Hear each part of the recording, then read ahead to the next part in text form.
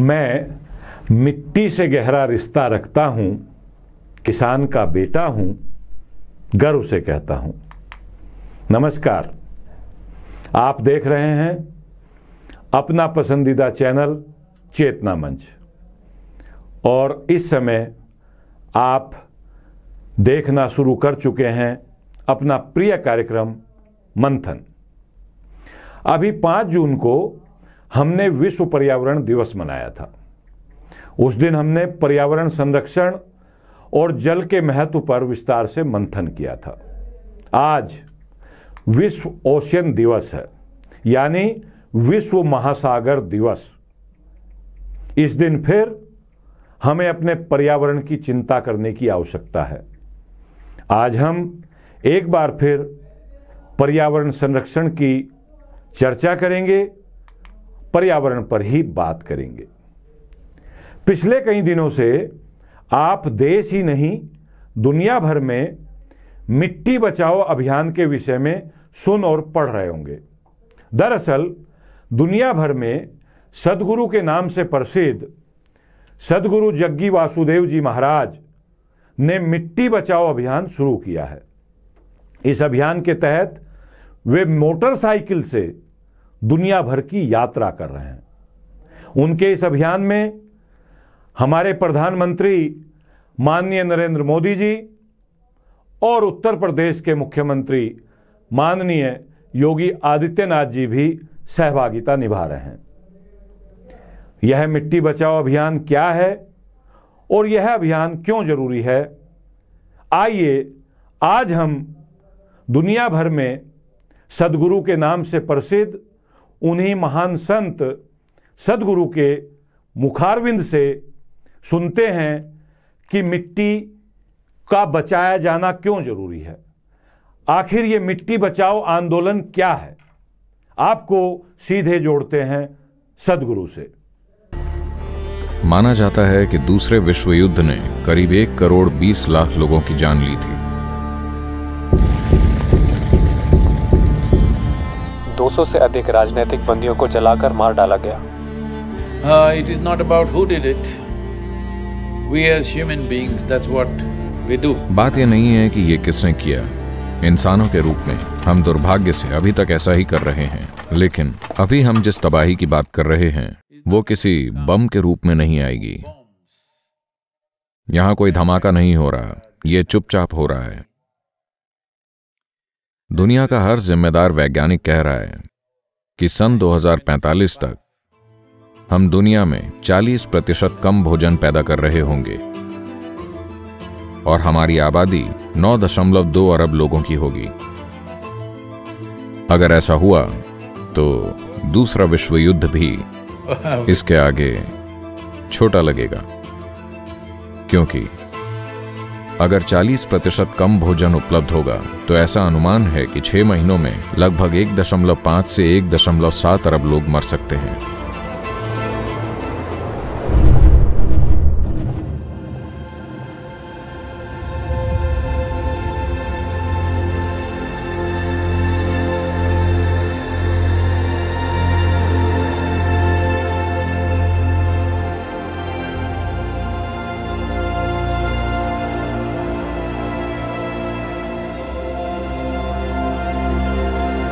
जलवायु परिवर्तन, खाद्य सुरक्षा, पोषण सुरक्षा, पानी की क्वालिटी, पानी का लगातार उपलब्ध होना, जैव विविधता, भूमि हड़पना, राजनीतिक स्थिरता,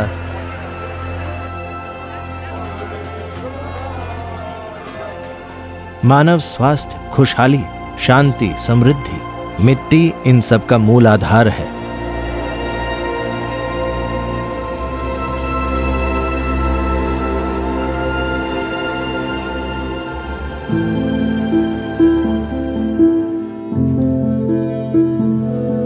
मिट्टी वो बुनियादी चीज है जिस पर धरती का हर प्राणी निर्भर करता है।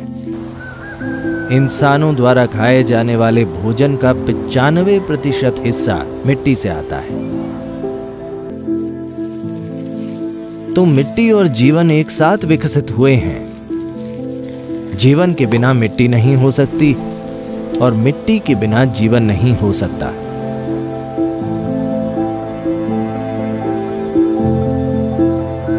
मुट्ठी भर मिट्टी में 5 से 7 अरब से भी ज्यादा सूक्ष्म जीव होते हैं और जैसे हमारा शरीर काम करता है वैसे ही जो खाना हम खाते हैं दरअसल उसे हम खुद से पूरा नहीं पचा सकते। इसे पूरी तरह से पचाने के लिए जरूरी एंजाइम्स और एल्कलाइंस हमारे अंदर नहीं होते।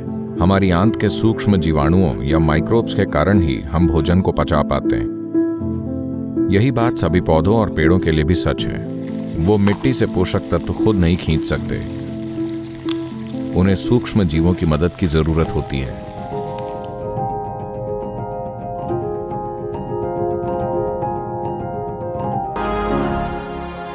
मिट्टी के पहले 12 से 15 इंच ये धरती के 87% जीवन के लिए जिम्मेदार हैं, जिसमें मैं और आप भी शामिल हैं।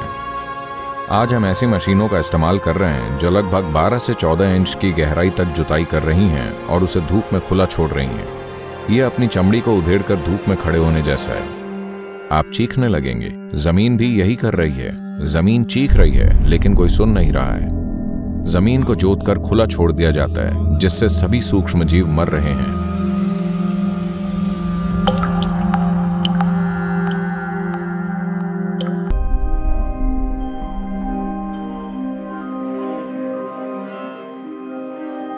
संयुक्त राष्ट्र का कहना है कि हमारे पास सिर्फ 60 साल तक खेती करने के लिए मिट्टी बची है, तो 50 सालों के अंदर धरती पर एक गंभीर भोजन का संकट आएगा। शायद एक बड़े अकाल को रोकना मुश्किल होगा। अगर हम इसे अभी ठीक करना शुरू कर दें तो 15 से 25 सालों में हम काफी हद तक सुधार कर सकते हैं। हम उस मुकाम से दूर आ सकते हैं जहां हम पहुंच चुके हैं। पर अगर हम इसे 30 से 40 साल तक ऐसे ही छोड़कर फिर ऐसा करने की कोशिश करें तो मिट्टी में फिर से जान फूंकने में 150 से 200 साल लगेंगे। तो इसका उद्देश्य ये नहीं है कि हर चीज की बस एक बुरी तस्वीर सामने लाई जाए। This is a moment of responsibility. ये एक जिम्मेदारी का पल है कि इंसानों के रूप में अगर अभी हम उठ खड़े हों तो हम इसे पलट सकते हैं।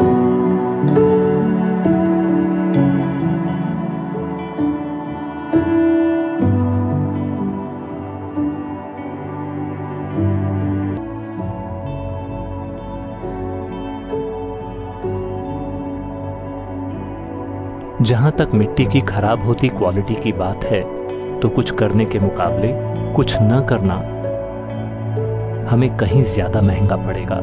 लेकिन ये ऐसी चीज नहीं है जो किसान खुद कर सकते हैं। इसके लिए अगर वैश्विक नहीं तो एक बड़ी क्षेत्रीय पहल होनी चाहिए।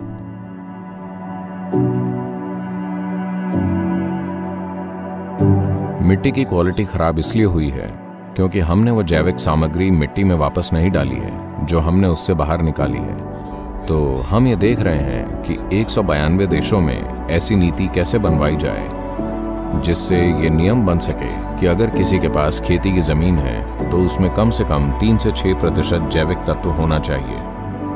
कानूनन, शुरुआत में सिफारिश से, फिर प्रोत्साहन से और फिर कानून से, जरूरी कानून से ऐसा होना ही चाहिए। अगर ऐसा कानून नहीं होगा तो हम नहीं जानते कि लोग कल क्या करेंगे। हमने यही किया है ना? पिछली पीढ़ी से इस पीढ़ी तक एक पीढ़ी में ही हमने इसे बर्बाद कर दिया है क्योंकि कोई कानून नहीं था। अगर ऐसा कानून होता कि मिट्टी में कम से कम इतना जैविक तत्व होना चाहिए तो हमने उसे वैसा ही रखा होता। तो सबसे पहली और महत्वपूर्ण बात है कानून बनाना। कानून लाने के लिए किस चीज की जरूरत है? देखिए, ये लोकतंत्र है, यानी लोग ही ताकत हैं। ये जनता की शक्ति है, इसका यही अर्थ है। तो अभी आपके हाथ में 2 बहुत शक्तिशाली चीजें हैं। एक है आपका वोट और दूसरा आपका माइक्रोफोन। हेलो, यानी आपकी आवाज। तो ये महत्वपूर्ण है कि दुनिया के लोगों को ये कहना होगा कि हम लंबे समय के समाधान के लिए तैयार हैं, हम लंबे समय के कमिटमेंट के लिए तैयार हैं, हम एक लंबी मेहनत के लिए तैयार हैं, हम आने वाली पीढ़ियों की खुशहाली के लिए कीमत चुकाने को तैयार हैं। इसीलिए इस मिट्टी बचाओ अभियान का उद्देश्य कार्रवाई नहीं है, बल्कि इसका उद्देश्य है नीति में बदलाव लाना।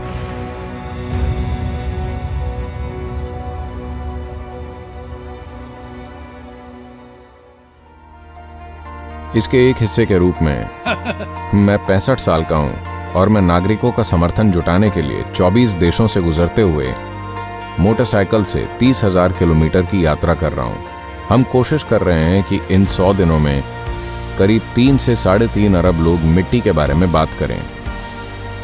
21 मार्च से लेकर 100 दिन तक हम चाहते हैं कि पूरी दुनिया मिट्टी के बारे में बात करे।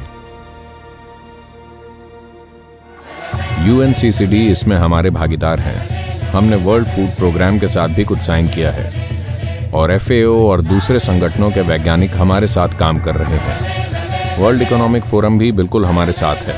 इसमें ज़्यादातर सरकारें शामिल हो गई हैं। राज्यों के प्रमुख इस रैली को हरी झंडी दिखाएंगे।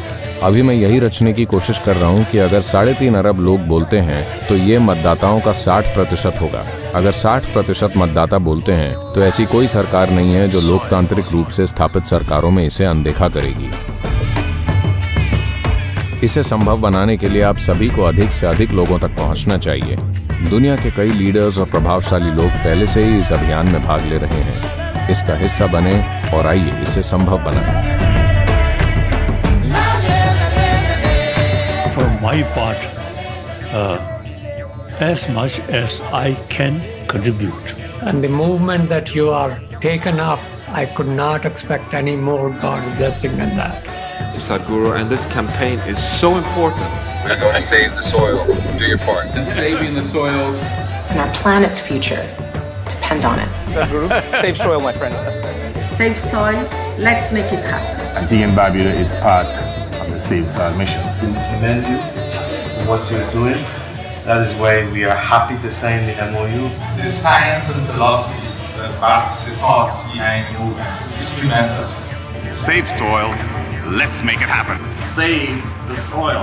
We know what we must do, so let's make it happen. Let's make it happen. Let's make it happen. Let's make it happen. Let's make this happen. Let us make it happen. Let's make it happen.